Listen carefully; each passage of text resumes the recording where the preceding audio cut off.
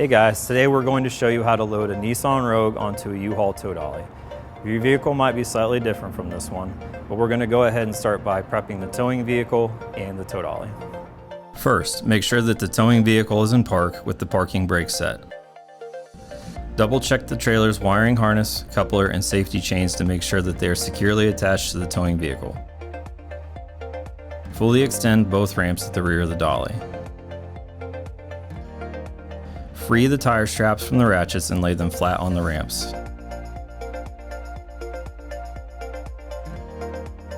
Next, fold the ratchet handle down. Then repeat on the other side.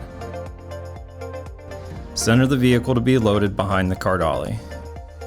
While loading the vehicle, drive slowly and have an observer make sure that the front of the vehicle does not hit the ramps.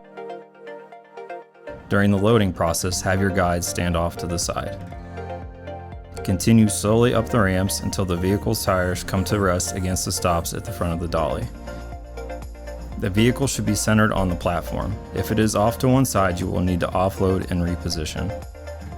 Once loaded, the towed vehicle needs to have the steering wheel locked. Loop the seat belt through the bottom center of the steering wheel and fasten it. Move the seat back to add more tension. Next, position the straps up and over the front tires, making sure that they are centered over the tire. Move each strap ratchet left or right to align it with the center of the tire. Route the strap through the slot on the ratchet spool, making sure at least 6 inches of the strap passes through the spool. Tighten the ratchet, folding the handle down when done.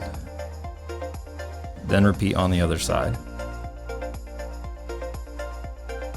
Finish securing the vehicle by fastening the security chains to the frame or other structural member of the vehicle. Leave some slack in the chain, looping them around and securing them through an open link using the S-hooks. Then repeat on the other side.